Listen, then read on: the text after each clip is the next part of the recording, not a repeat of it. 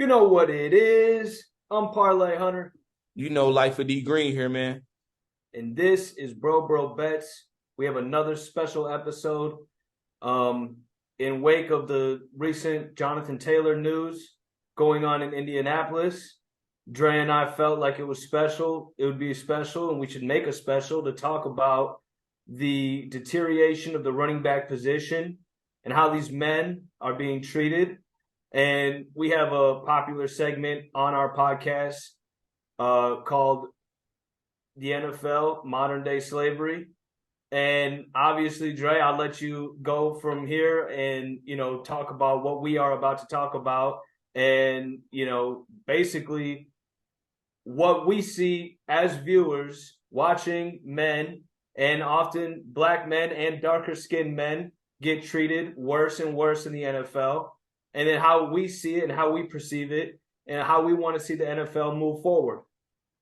Well, man, you know, Parlay, that's a good segment to tie right into. And for me, it's just everything always has to start with a beginning. And just going over the years of the history of the running back position, man, these were some of our greatest favorite players, from Adrian Peterson to Walter Payton to Emmitt Smith to Gale Sayers, Barry Sanders, LaDainian Tomlinson, Sean Alexander, all these guys who we, idolized at one point or was our favorite, not only were the best players on the team, but were the MVP. Now, we want to take it all the way back to the 60s and early 70s. Jim Brown, the godfather of the position, Rest in the peace. value of Jim Brown, although the CBA and the money and everything like that wasn't where it is now, but Jim Brown's value was needed for the Cleveland Browns to be successful. I mean, Jim Brown was getting, I think, 1,200 yards in like 10 games and like 20 touchdowns. Look at the NFL now. We have 17 games, and look what Jim Brown could do. So the value on the field was always there from the 60s to the 70s of Tony Dorsett, O.J. Simpson. I'm missing on a lot of guys right now. Larry Zonka. There was a lot of great Franchises, backs. yeah, franchises have grown and become bigger because of the superstar running back position. Herschel Walker, Herschel Bo Walker, Jackson, Bojack. guys that actually the NFL would not be what it is today without them. So this isn't just a position, you know what I mean? It's actually, this is a major part of football that we are seeing, get crushed and Oh, yeah. pushed out. So right, when we talk about the history of the running back and basically what the running back position has meant to the NFL, and right now the NFL isn't what it was 40 years ago, but without those guys, the NFL is not what it is today. A billion-dollar organization. Yeah, I mean, I don't even think it's what it was 15 years ago. I mean, me and you both are from Minneapolis. Think about the era of Adrian Peterson. Like, just think about that. Like, the Vikings cashed in all their money and finally got it right in the draft that year when they took AP in the first round, top 10 pick. And for me, it's like AP resurrected his career off the ACL injury, came back, got comeback of the year, almost broke, I believe, I forgot whose record it was for Eric Dickerson. That's another guy I'm forgetting about. He almost broke his record for most yards in the rushing season. And so to see the evolution of AP on the Vikings and what he meant for this city, Adrian Peterson was the Minnesota Vikings. Now you had Percy Harvin, you even had Brett Favre there. But if you want to talk about when Randy Moss left and Dante Culpepper left, who was the face of the franchise for years was Adrian Peterson. So the value of what the Vikings changed their whole offense. Think about that. They were always an air raid team with Randy Moss, Chris Carter, Jake Reed, even Robert Smith, a great running back in the backfield there. And they had Randall Cunningham, Brad Johnson. I forgot the one dude's name, but then Dante Culpepper was in there in the mix of quarterbacks. But they were throwing the ball. Then they went to an I formation power offense when AP got there with Brad Childress, a little bit of Mike Tice at coach. So the value for especially a lot of teams that we see in the league, my team included, the Steelers always needed a great back. Jerome Bettis was the heart of the Steelers. Le'Veon Bell, I'm thinking of all these guys, Willie Parker. all these guys, Franco Harris back in the day in the 70s. So the value of the running back has definitely started to be extinct, and we're seeing it at an all-time high now. And I just want to get into and let you get into kind of the evolution in which started in the late 90s, early 2000s with Marshall Faulk and The Greatest Show on Turf, and how that kind of transcended the coach's mindset. And then the owners kind of followed suit by understanding, oh, okay, if we can get these guys to play, and let me finish my clause real quick, Parlay, metaphorically.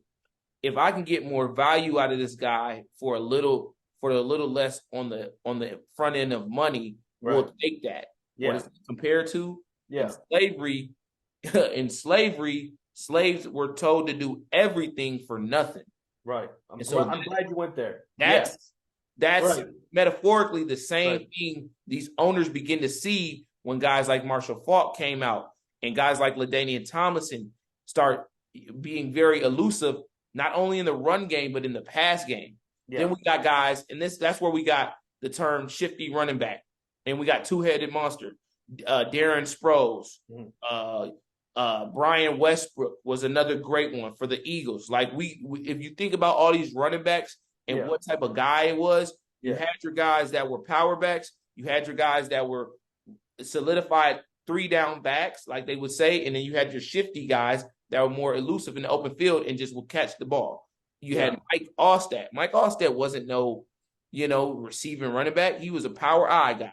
But then the Bucs had Warrick Dunn, who could be shifty and take it on third down. But even him, they would list him as a running back now that's utilized in the passing game. So it started with the schemes of the coaches, who are the overseers. Get where I'm going. The coaches are the overseers. You get what I'm saying? The overseers were the ones who watched the slaves in the cornfields, in the tobacco fields, in the cotton fields. But the owners are the slave owners because they're the ones who cut the checks. They're the ones who make the last bottom line. But the coaches, they seen how they could get more value for success, but they didn't want to pay these guys ultimately. Right. And we're seeing it now. So I'll let you go in on the evolution of that. Yeah, no, we're 5 minutes into the podcast, and people are gonna say, like, whoa, why are we talking about slavery? This is a sports, podcast, and because it's real. Because it's real, and because the league is predominantly black. And when we talked about Lamar Jackson, it's the mistreatment that we're trying to talk about. And we're talking about racism in America, and football is as American as it gets. So we know that there's racism in the NFL. So that's why we talk about this stuff. So because we know people are going to say, whoa, we don't want to why are you talking about this when you guys should be talking about this? Well, we're trying to show people the relations. We're trying to talk about how these things are similar. But now that we were talking about the evolution of the running back and how the position has changed. A lot of these positions, they change over time and they keep evolving. They've been able to find a way to keep running backs on the field. I mean, these guys carry a lot of weight. These guys, we still got 3-down backs in the NFL. We still got guys who are, getting tackled, literally taking the most pain that you can take for a whole team. This is the guy who's getting tackled every play.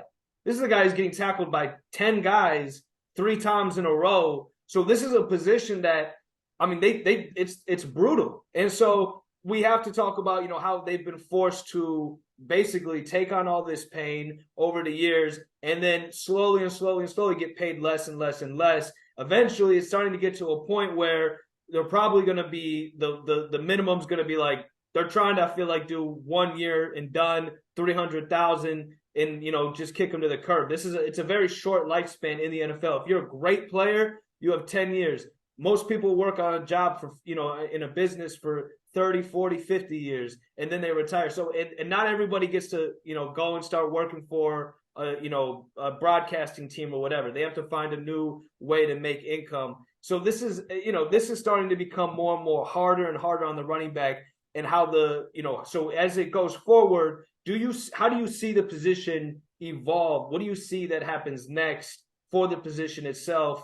before we But get into. that's kind of what we were going to share a little bit further ahead. I'm saying more so the evolution of like how did we get to where we are? You get what I'm saying? Like, Well, we and what I'm saying, from yes, that. and so it is how do we get Not to only from the side of like what you're saying, explain it in kind of examples of guys that we've seen create this path for it. Marshall Faulk, LaDainian Tomlinson, right? Le'Veon Well, Bell. You know, we'll start with the Colts back when they won their Super Bowl. Edwin James, and then he was on a rookie year franchise tag. He's done. Joseph Adai comes in. They win a Super Bowl. Same situation. 4 years franchise tag. He's done. So it's for the last 20 years. Things have been going very downhill. The 20 years before that, these guys carried the NFL on their backs. You made me think of a good point. Think about the Patriots. Have the Patriots don't have any Hall of Fame running backs to my understanding. Think about how the running backs are so dispendable for the Patriots. Like them guys are always guys we see that really never eclipse 1,000 yards rushing in a year. Usually guys that are just, catching 5 or 6 passes a game from Tom Brady. They're way more used in the passing game than the running game. And then they're always usually shifty, smaller guy. They're never really like the only big running back I can remember is LeGarrette Blount for the Patriots for a couple years. Other than that, and Brady made the calls. Brady and Belichick was the overseer. They always had two and guys. Robert Kraft was the owner. Yeah. Well, they always had two guys. They've always had, and the Patriots have been getting away. It's almost like they've been getting away with highway robbery of using guys, being expendable and, kind of pushing them out. I mean, it is, but though the Patriots, they are an organization was when they find a guy they like, they usually play in the organization for a long time. 31 other organizations aren't like that, where it's becoming more and more like you're we used you, you're done. Kind of like how I believe Austin Eckler is being, used right now. As an example, the guy here's a guy who's a late round pick, and basically right now his skill set is unmatched for, being a third down back and being able to do everything. So Austin Eckler is very fed up, and these guys aren't really getting paid. They're not getting paid fairly. And what I do notice too is that if this is the way it's going to be, we have wide receiver ones, we have wide receiver twos, we have wide receiver threes. I think that it's going to come into a position more where you have the RB1, the RB2, the RB3. And I do think that you have to now figure out what is a moral decision here, because these guys are risking their lives. We just saw Damar Hamlin last year almost die on the field playing this sport. He did die on the field. He came back. Yeah, right. So this is a grueling sport, and we're talking about the guys who take the most pain, playing this sport. So, how come the NFL and league owners like Jim Irsay, why haven't they figured out a way to, how can we actually get this guy? He's risking his life for our organization, for our brand. How can we treat him fairly so we don't use him and then kick him out? It's a moral decision at this point. How can this guy last be a part of your franchise for a long time? And it's not just Jonathan Taylor. This is how Jonathan Taylor is getting treated. Think about the other guys who are busting their ass, and they're taking up as many reps as they can. They're getting paid $300,000 a year, and they're really getting mistreated. And you don't see a lot of those guys speaking up right now, probably because they're just happy to have a job. Yeah. So there is this moral decision. Jim Irsay sitting on his $1 billion yacht on his, in his, and basically, just he has this, this, you can tell he's flexing his power. He's saying, this is all on me. This is what I decide. It's not all about you, Jim Irsay. This is about Jonathan Taylor. This is about the guys who you don't know their names, who are busting their ass, and who are, who don't have a fraction of the income that you have. So there is this, moral decision that I think needs to be played out. And sidebar to that, Austin Eckler. Yeah, I think when it's all said and done, he might be top 5 all fantasy team all time. Yeah, yeah. Like he's been And that great. right, in fantasy football, think about how much money that has brought to the NFL. That's created a whole new fan base of people who like to play games, and But they but might we have got to made. keep it in the perspective that them owners don't care. It's about wins and losses, bro. And so that's the thing. It's about wins, losses, and money. The money Money, is number one for the owner, money, but then on top of that, if we're winning, we know we're bringing in more right? money. But the guy who's playing fantasy football is selling jerseys, and that's money. And Yeah, he might be, he might be on the worst team in the league. Bijan Robinson this year, those guys ain't gonna win 12 games. They're not gonna win 10 games. But Bijan Robinson's gonna be selling jerseys, putting people in the stands, and this is where it becomes pretty sick because it's these guys are getting used. They're not being paid fairly, and it's right in front of their faces at this point. So, we're right now we're in the off season. We're trying to navigate through. by another sidebar, Bijan Robinson has the most guaranteed money out of any running back right now. He has not played a snap in the NFL. And that's because what's coming next. It's 4 years and you're done. And that's why they're giving him the most money. It's going to start. That's how the position is. The position is becoming a shorter lifespan. And how can we pay you in 4 years and then get rid of you? And that's not a proper way to treat an athlete who wants to have a career for 10 years. And the position is so brutal. There isn't a more educated way to go about this. Less reps, less reps, have 2 running backs, longer contracts. These guys should have 6-year contracts like quarterbacks. Why not? I mean, if you really care about them as people and having a job, and then there's of course there's always injuries, but if you have less reps, you have a less chance of getting injured.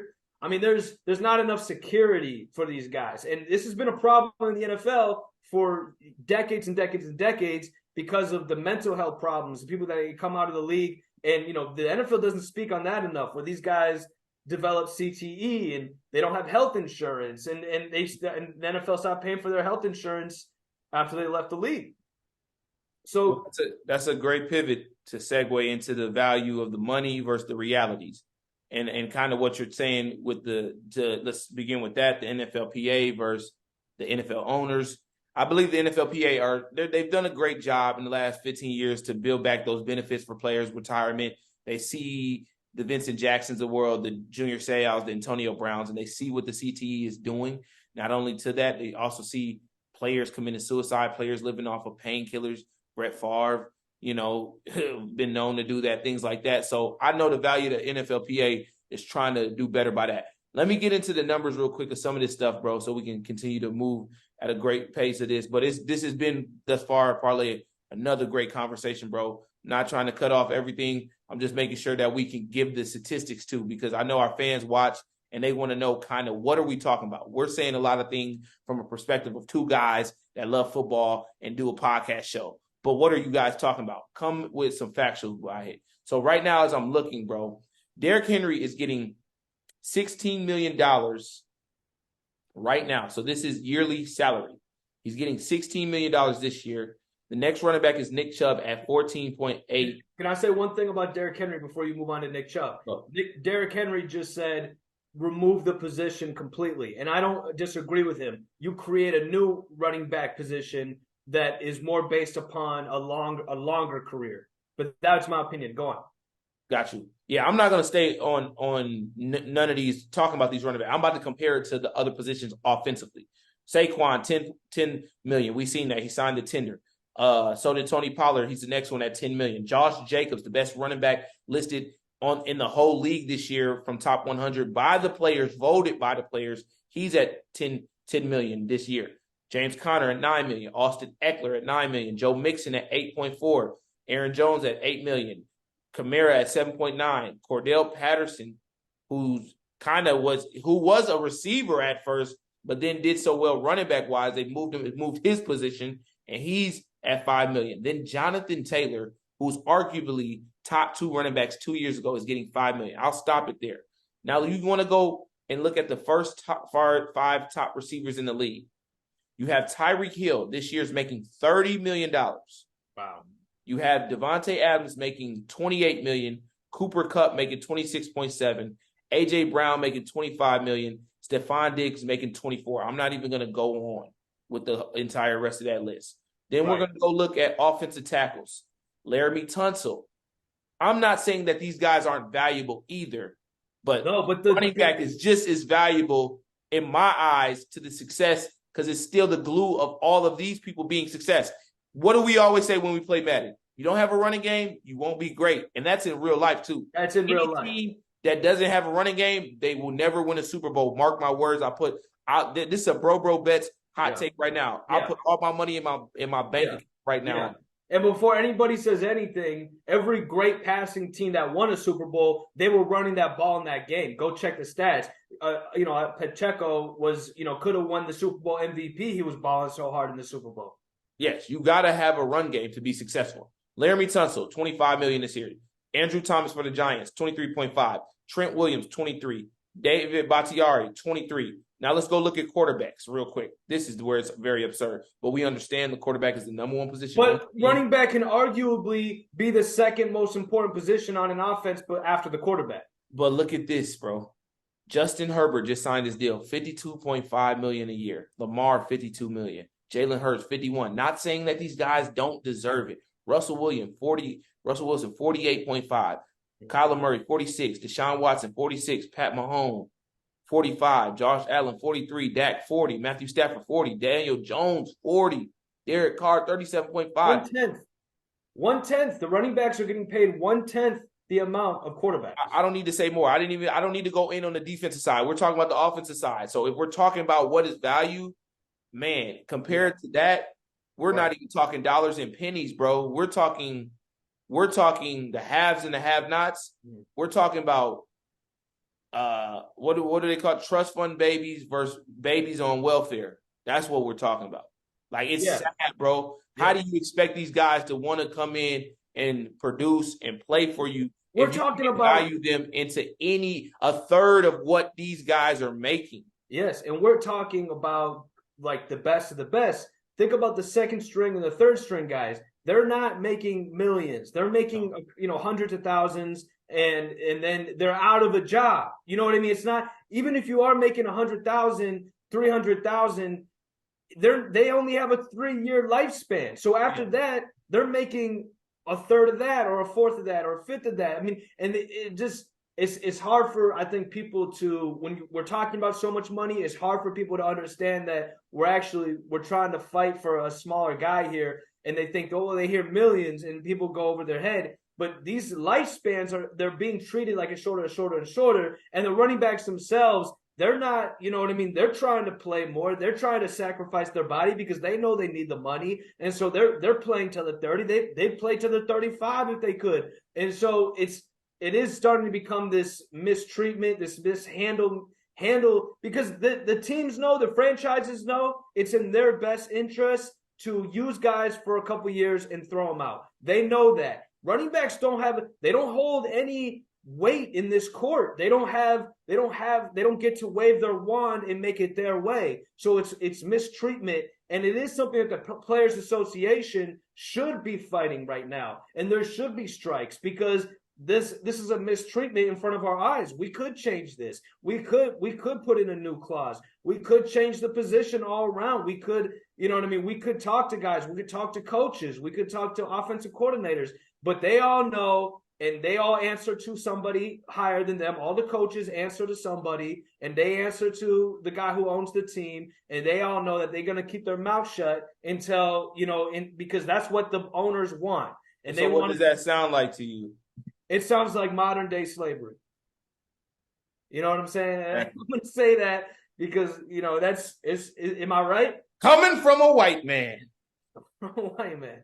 So I'm just saying, bro. That's what it's. But is that what you think? I absolutely think that. I mean, I see it, and that's why I'll share a testimony like right now, like why I'm glad God didn't let me go to the NFL, because I get to see things now from a different perspective. Not only being 30 now, but being a fan and a player and knowing the griminess of this shit that goes on in the NFL, bro. Like, we're talking about, dude, like you said earlier, dudes getting injuries, that career-ending injuries. Or they've been so banged up from playing in the league that bro, when they retire, they're fucked up. Hands, shoulders, they living like this. Like, have you seen Earl Campbell recently? Like, yeah. like some of this shit that goes on. Like, bro, go watch The Quarterback if you haven't. I'm a shameless plug right now. That Quarterback series on Netflix, great series. Like Kirk Cousins talks about it, bro. Like you're never 100 from the first day of camp to the end of the season. Yeah. So it's like what these dudes put their physical body on the line every week for somebody that doesn't value them in the sense of, yes, we as a common people look at these people and like they're making millions of dollars. True. Right. But in their profession, we're not in their profession to keep our blinders to be like, there's rankings in what I should be getting paid. There's value. It's just like if I'm in my profession as an admission counselor and I know I done put some years in, I'm not going to stay at where they're paying me when somebody else is getting paid that. I feel like I'm doing just as good an amount of work. Yeah. And it's, these guys are coming into the league at 21 years old. And the guys who are really talking about what we're talking about are in their 30s, you know what I mean? Or their 40s. I mean, some though. You could debate that, Hillamar, because think about instant success. Like we've seen it. Like I'm saying, think about when Zeke did come out as a rookie, bro. He was a dog. Like I think he maybe even was up or won Rookie of the Year. So we've seen the success instantly. Not saying what you're saying to discredit. No. What I was about to say is like the way that we're talking about mistreatment of running backs. Yes. These guys that are 22 years old, they're just happy to get paid. Oh yeah. You know what I'm saying? They're not talking about it. The guys who are talking about it are reaching their 30s. They're on the longer end of their 20s, and they're afraid that they're going to be pushed out of the league before they're 30. But by the time they're 29 or 28, you know what I mean? Because it's becoming this, this position and this. It's basically this, become this a way around that we can, basically scam some guys. And it's greedy and it's ugly to see and it's immoral and it's unfair. And these guys, they don't, guys who come from nothing, they don't hold a stick in this fight and they're just happy to get paid until they're 35 and they realize that they risked their lives and their bodies for, something, that they didn't get back a longer payday, so it's ugly. But what's even relatable? Another sidebar that you made me think about, like not only the money, you're going into organizations that don't give a fuck about you again. So they might try to, shame your character and make you to be some guy that you're not. I think about the fact that CJ Stroud and Deshaun Watson have the same agent, one of probably not the best agent in the league right now, athlete first, David Mugle from Texas. Good dude. My thing is, what are those conversations with Deshaun Watson and CJ Stroud? You get what I'm saying? Like, you're coming to take over for me in Houston and let me let you know about this ownership and how they really treat their players. Because now that the smoke is cleared with Deshaun Watson, it's like, is Houston going to repeat themselves again? Are they going to value this player? Yeah, we're not saying everything in that situation was all on Houston, but everything wasn't all on Deshaun Watson. But first of all, we're talking about these guys are so rich, they have hush money. So, their agent. But that's what I'm saying. The minute CJ Stroud goes out of line of the direction of the slave owner, are they going to treat him just like Deshaun Watson? Or are they going to listen? Or are they going to pay? And are they going to step down from their high horse? Yeah.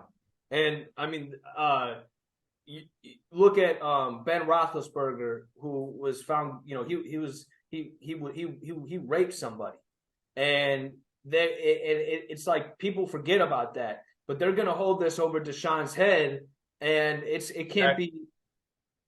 They don't stop talking about it. Exactly. So that's why I'm saying the little sidebar back to that. We don't want to get too far off, but right. I'm just saying I think about that, and then we can say that even in running back terms, like. But I just want to say, it does go back to the darker your skin complexion, the worse you're treated. Oh, yeah, for sure. In the whole series that we've done with modern-day slavery, that's why we built this. We know that off the rip. That's the elephant in the room. But back to even the sidebar again, I can say it for the running back position. Is the Dallas Cowboys going to do the same thing they did to Zeke to Tony Pollard? Because to me, it's seeming like they are. Oh, and I think it's It's going to be looking worse. very identical because my thing is Tony's coming off an injury. Say he has a good year, but not the year that they expect. Are they going to go again and try to give him a franchise tag? Or are they going to let him fish the market? Yeah. Because if they let him fish the market, it's still a bad on their terms, and it shows that you didn't give a fuck, and you're rather go draft a running back or go get a running back in free agent that you can set the price for. Yeah. And the timeline of the NFL moves so fast. There's really no offseason. There's really no breaks. So as the second these guys want to stand up for themselves and they want to maybe take a strike or sit out, we're already in training camp and we got to get our plays together. So you might as well really start considering sitting out the whole season. And this is and it's sick. This is what the Colts are going to do. They're going to put him on. They're going to put Jonathan Taylor on an injury reserve and not pay him for a year. This is their plan: is to not pay him, put him on an injury reserve, not trade him, and because he had an injury away from practice, and so they're going to say that we're not going to pay you. But it's not even an injury, Hillemeyer. He talked about how not even injured. It's about the contract. He requested to be traded because he wants a new contract. Exactly. So they're going to hold this over his head, not let him play, not pay him. He's not going to play. They're not going to pay him, and they're going to say you're on the injury reserve list for the whole year, and it's sick. How do you treat someone like that? Yeah, I think his situation has a little bit more leverage to that the NFLPA can fight against the NFL owners rather than Saquon for the fact of you're accusing me of something that's not even happening. Like you're putting an injury on me. Like you're saying this to the media that I'm hurt and I'm telling you that I'm not hurt. And so now you don't want to pay me. Like this is still a job. Like I keep saying. And to us common people, we don't look at it like that because these are the stars and people, I don't never get into that. People stargaze over these people and worship these people. These people are normal fucking dudes just like us. They put their fucking pants leg on just like we do. Like, so for me, I never get like that. So, but I look at it for them is it's a job. Yeah. How are you going to tell a dude you're not going to pay him when he's willing to pay? All he's asking is, I think that I've exceeded my services here. Right. He's asking for a raise. You could do better. Thank you. I'm asking for a raise at a right time because I actually like to be here. That's what's so fucked up. Now, if I want to dive in on this deeper, that's what's fucked up. That these owners don't understand that, and I'm going to say something off the grid, and I don't care who's going to get mad. These owners don't understand how they do have some of these young brothers that are black and brown, and even some of the white boys, but some of these black brothers, they got them brainwashed by this money, bro. Yeah. That's why dudes stay in the league for so long. I can guarantee you, bro, when I'm watching the pivot and I'm hearing stuff, there's only a small percentage of people that really love that fucking game in this day and age of football. I was one of them. A lot of these dudes ain't watching film. A lot of these dudes ain't doing everything at that elite level that you got to do to be successful. They don't give a fuck. They're watching the puppet master put money in front of them and they're taking it. So if the owners really knew that these dudes actually give into the fact that they like to be at the organization, maybe because their family loves the location, they're married, their kids are growing up here and things like that. So when I go back to Jonathan Taylor, when I go back to Saquon Barkley, some of these dudes do though have the passion to want to be in a place for forever and retire as a Giant, retire as a Colt, retire as such and such. But some of these dudes are brainwashed too to the fact of just the money. And so they just want to play for the money, but they don't understand. But the owners don't understand that they don't understand that the mindset of these guys and weeding them out plays a fact in who you should keep and who you should let go. I'm big on loyalty, bro. And some of these dudes, they're loyal to people that aren't loyal to them, and it's showing. And that's why I want you to dive in on the whole Saquon controversy because I feel like just you being from New York, you getting to hear a little bit about that and see how that has played out is crazy because he's like, bro, he's not reverting off his loyalty. He's going hard for somebody that got injured 2 years ago. Get comeback player of the year. And now we can't even get him a new deal. And we signed our left tackle and we signed our quarterback in the offseason. But people are telling you this dude was the fucking best player on the team. Right. By far. And they paid Daniel Jones. It wasn't like there was, it wasn't like, I mean, Daniel Jones won that deal. He won that deal. He walked away from that deal, getting the better end of it. And Saquon has definitely built up this brand and this reputation around New York City of, trying to be the poster boy. And he has been the poster boy. He is the guy on the billboards, and they have been using him, and they have been using his name, and they have been using his likeness, and for him, he's stayed out of trouble. He's stayed healthy. He's done everything that he's been asked to do, and they run him into the ground, and then he gets injured, and he tries his hardest to come back, and he comes back, and he still plays his best, and now it's become this. It's very obvious his situation of we're going to run you into the ground. We're going to use you for as much as we can use you for. And then, you're likely going to be out of here if you don't take a smaller pay. And there's always, every NFL player wants to be a businessman. Everybody wants to negotiate and get and do the best that they can on both sides because everybody knows that that's the other side of the NFL that, that matters, and it's important, and you want to get the most that you want to get paid what you rightly deserve, and with inflation and with money and the dollar, everything becomes like money keeps getting more and more and more, and the NFL keeps getting bigger, and they keep generating more and more revenue. This company has, you said it in the beginning of the podcast, the NFL is way different than it was 20 years ago with fantasy football, with commercializing and the culture and American pop culture growing and growing and growing. You have people in India and China wearing Saquon jerseys. You got people all over the world. I mean, think of just the expansion of NFL playing more games in London now every year. That's annually now. We're moving to that. We're gonna have games in China. We're having games in Mexico. I just want to throw that in there. But so it's becoming, the NFL is growing. The franchises are growing. Everything's but the running backs are falling and they're not growing and they're being pushed down. They're being deteriorated. Why is that?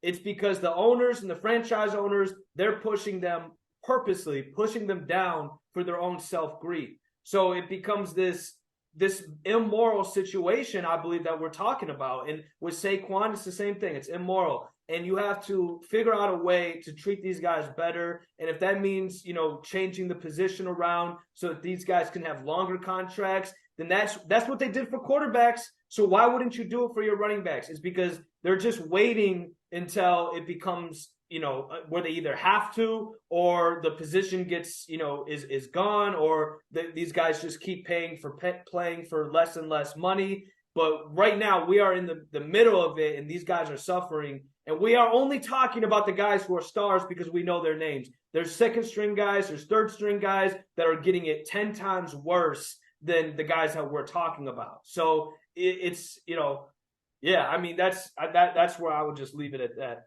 Yeah. I mean, it's bad. And it's crazy because we're still talking about a lot of this stuff before the season has even started, bro. And so that's the craziest part. We say it every year since me and you've been doing this thing now about 3 years now, man. Like, we always excited for this time of year, but it's even more exciting always when you have conversations and topics and takes. So we can try to push the conversation. Yeah. Because I want to see how things play out, especially now we're shedding light to the running back position. Yeah. I want to see how these running backs react to the treatment. And it's hard. And it just be the greatest year from the whole class of running backs. What is that going to look like? And they don't have they look very like they don't have much of a fight. They don't have much of a dog in this fight because the game and the season just keeps going. There's no breaks. There's no time. Even Dalvin Cook right now, not finding a home. Like, it's crazy to me a little bit. Yeah. Yeah. And Dalvin is I think that guys who can catch the ball and who can run routes, they are going to start doing more of that. And then the guys who can run the ball are going to start, that are better at just running the ball. They're going to be doing more of that. And it's eventually, it should get into this, but these guys should be getting, paid more. And there should be, there's definitely capital to go around, and they could, even extend, the salary cap for running backs. Like, there's a lot of things the NFL could do, but they're purposely not doing it. And we're talking about fractions of the money that these owners are getting to basically just satisfy these guys who are risking their lives, who are a major part of the team, but are being treated like the smallest part of the team. And, why is this mistreatment going on? It's simply because they can. It's immoral. Yeah, no. I got a question for you, which is crazy. We might need to wait. This might be a teaser question, but what do you think the 49ers are going to do with the running back situation when they get to that point with Debo and Christian McCaffrey and having to re-sign both of them again? Yeah. We'll see. I mean, it will be interesting. I mean, there will be. I don't want to say anything too early. You know what I mean? And I don't want to say something that I'm going to take back. But Debo's he's an interesting player. It's tough. They shouldn't have. They should have more names for positions. There's, it's not fair that if a guy can do multiple things, he's just he has to choose. He's either paid like a running back or he's paid like a wide receiver. There should be an in-between somewhere, an in-between thing here going on. And they also have Elijah Mitchell, who's a great running back. And, they have they have a lot going on. But, Elijah Mitchell will be an odd man out who we're going to see who's faced a lot of injuries. But he's going to, they're going to use him, and he's young. He's only like 2 years in the league, but he's been injured, once for sure for multiple games. And the injuries pile up, and they're going to use him for a couple years and throw him out. And there's going to be, no one's going to remember his name, remember him, and people are going to forget about him. He'll be just another guy who gets kind of screwed by the system. So, yeah, what do I think is going to happen? Right now it's looking like the worst case scenario, which is running backs will get, their rookie deals, franchise tag, and then pushed out of the league before they're 30. And that's why we're having this podcast, because this stuff needs to be, talked about. And it's real. It hurts the game of football. We love this game, and we love the guys who, risk their lives to play it and entertain us. So, that's why we're talking about it. That's why we're speaking up about it. And if things go the way that they're going, there will be more mistreatment, and it will just get worse. And you know what I mean? So that's, yeah. Yeah. No, it was just it was more of a rhetorical question. I just was wondering. We'll save that for the show in a couple of weeks. Here we got some 49er fans coming up, but I heard about those guys. Quick sidebar again. Guys. A lot of sidebars tonight, but Justin Tucker makes $7 million a year. He's the best kicker in the league. But is it right that he's making more money than half the running backs in the league? Yeah, is Justin Tucker going to have, a risk of CTE by the time he's 50? Probably not. His risk factor is, about 100,000 times less than Jonathan Taylor or, any of those guys who could, really break their neck or their back. But we don't want to devalue what Justin Tucker is. He is an offensive weapon. No, but if he's getting paid $7 million, then Jonathan Taylor should be getting paid $20 million. At least that's what I'm saying. At least 3 times as much as what he's getting paid. So yeah, bro. There's enough to go around for everybody. There's enough to go around. There's a $1 billion. That's the bottom line. But to bring it back to the contrast of what we're saying, and I'll share another deep part. The reason slavery was formed because the Europeans needed they realized that they was lazy as fuck. They needed somebody to do the work for them, and they had the intellect to map out and put the blueprint together on how to make money and value money and create these institutions, which are banks and jails and all these companies and blacksmith back in the day, all the stuff that we see today in our world, trades and corporate shit, all of that, whatever. Sorry. But they seen the value of they needed somebody to do it for them. They couldn't do it themselves, but they knew socially they had the capital, because that's how racism is formed. Let's not forget that. I'm going to leave with this. This is my final take. Can I say one thing? I'm going to let you close. Go ahead. Well, no, I want you to close, but I just want to say, whenever black people stand up for themselves, they burn down the city. You know, white people, they burn down Black Wall Street. Whenever black people try to stand up for themselves, white people come in and they do the most heinous and evil act. That's the history. You know, so now in a different world of the NFL, we're talking about how black men want to stand up for themselves. Yeah. White guy is gonna burn down their Black Wall Street. But we're just common people, so we laugh about it. We don't give a shit. But these dudes is really fighting for their lives in these leagues to be valued on a level that we don't understand, because we don't play in their league or we don't work in their profession. But back to my thing about racism. Racism is about socialism. We could never be, black people could never be racist in America. Let me get that right for all the people listening. We could never be racist. We could be prejudiced, but we could never be racist. Because if we look up the definition of racism, I'm going to do that for you real quick, my friend. Real awkward silence. Discrimination or antagonism by an individual or community institution against people based off their membership in particular racial and ethnic group. Furthermore, racist is built from the distinguished inferior superior of socialism and capitalism. So, that being said, we have never dominated socialism nor capitalism in America. So, when we're talking about modern day slavery and we're talking about racial things and social injustice, this is part 2 of Bro Bets, and this is what we're talking about, the extinction of the running back. There you have it, folks. That's what it is. And we got to fight for these guys, and we got to keep voicing it from our podcast to First Take to other podcasts on YouTube. If we don't, they're going to go away just like the dinosaurs did, man. That's all I got. We out of here.